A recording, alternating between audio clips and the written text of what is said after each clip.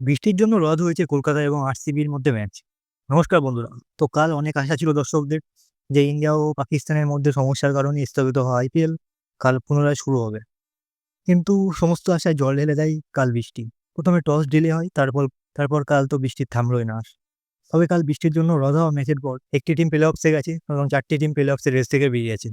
যাই হোক, এখন প্লে অফসের রেস অনেক রোমাঞ্চকর হয়ে গেছে। তো এবার দেখে নেওয়া যাক কোন দল প্লে অফসে যাওয়ার জন্য এগিয়ে আছে এবং কোন দলই বা পিছিয়ে গেছে এবং কোন দল বেরিয়ে গেছে। আরসিবি কালকের ম্যাচ রদ হওয়ার পর ১ পয়েন্ট নিয়ে ১২ ম্যাচে ৮ টি ম্যাচ জিতে ১৭ পয়েন্টের সাথে আরসিবি এখন পয়েন্টস টেবিলে ১ নম্বরে আছে। আরসিবি ধরতে গেলে প্লে অফসে প্রায় কোয়ালিফাই করেই গেছে। তবে তা কখন এবং কিভাবে কনফার্ম হবে সে বিষয়ে আমি বলতে চলেছি এই ভিডিওর শেষের দিকে। এরপর পয়েন্টস টেবিলে ২ নম্বরে আছে গুজরাট টাইটান্স মানে জিটি। গুজরাট ১১টি ম্যাচের মধ্যে ৮টি ম্যাচ জিতে ১৬ পয়েন্ট নিয়ে ২ নম্বরে আছে। তবে আরেকটি ম্যাচ জিতলেই তাদের টপসের জায়গা কনফার্ম হয়ে গেল। পয়েন্টস টেবিলে ৩ নম্বরে আছে পাঞ্জাব কিংস অর্থাৎ পাঞ্জাব। পাঞ্জাব ১১টার মধ্যে ৭টি ম্যাচ জিতে ১৫ পয়েন্ট নিয়ে ৩ নম্বরে আছে। তবে তাদের বাকি থাকা ম্যাচের মধ্যে ২টি ম্যাচ জিততেই হবে। পয়েন্টস টেবিলের ৪র্থ স্থানে আছে মুম্বাই ইন্ডিয়ান্স। ১২টি ম্যাচের মধ্যে ৭টি ম্যাচ জিতে ১৪ পয়েন্টের সাথে মুম্বাই আছে ৪ নম্বরে। এবং প্লে অফসে যাওয়ার জন্য তাদের আর বাকি ২টি ম্যাচের মধ্যে ২টি জিততে হবে। নইলে অনেক প্রবলেম হতে পারে। তারপর ৫ নম্বরে আছে দিল্লি ক্যাপিটালস। দিল্লি ৬টি ম্যাচ জিতে আছে ১১টি ম্যাচের মধ্যে এবং তাদের পয়েন্টস হলো ১৩।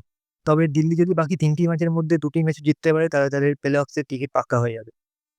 পয়েন্টস টেবিলে ৬ নম্বরে আছে কলকাতা, যারা কাল অফিসিয়ালি আইপিএল ২০২৫ থেকে বার হয়ে গেছে। কলকাতা ১৩টি ম্যাচের মধ্যে মাত্র ৫টি জিতেছে, ১২ পয়েন্ট আছে তাদের এবং সর্বোচ্চ ১৪ পয়েন্টে তারা যেতে পারবে এবং ১৪ পয়েন্টে কোনো কোয়ালিফিকেশন হবে না এবছর। তাই তারা প্লে অফস রেস থেকে বেরিয়ে গেছে এবং প্লে অফস রেস থেকে বের হওয়া তারা ৪র্থ টিম হিসাবে পরিগণিত হয়েছে। এরপর ৭ নম্বরে আছে লখনৌ সুপার জায়ান্টস অর্থাৎ এলএসজি। এলএসজি ১১টি ম্যাচের মধ্যে ৫টি ম্যাচ জিতে ১০ পয়েন্টের সাথে ৭ নম্বরে আছে। তবে এলএসজির প্লে অফসে কোয়ালিফাই করার জন্য অনেক কষ্ট করতে হবে। কারণ তাদের নেট রান রেট অনেকটা খারাপ আছে অন্যান্য টিমের তুলনায়। ৮, ৯ ও ১০ নম্বরে আছে হায়দ্রাবাদ, রাজস্থান এবং সিএসকে। কিন্তু এরা অনেক আগে থেকেই আইপিএল ২০২৫ এর প্লে অফস রেস থেকে বার হয়ে গেছে এবং কালকে এদের সাথে যোগ দিয়েছে কলকাতা নাইট রাইডার্স অর্থাৎ কেকেআর। যাই হোক, আরসিবি ধরতে গেলে কোয়ালিফাই হয়ে গেছে।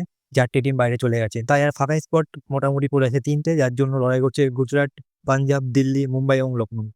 তবে সবচেয়ে গুরুত্বপূর্ণ কথাটা হলো এই যে যদি রবিবারে অর্থাৎ আজকে দুপুরের ম্যাচে পাঞ্জাব ও রাতের ম্যাচে দিল্লিকে হারিয়ে জিটি জেতে, তাহলে আরসিবি, পাঞ্জাব এবং গুজরাট প্লে অফসে জায়গা কনফার্ম হয়ে যাবে।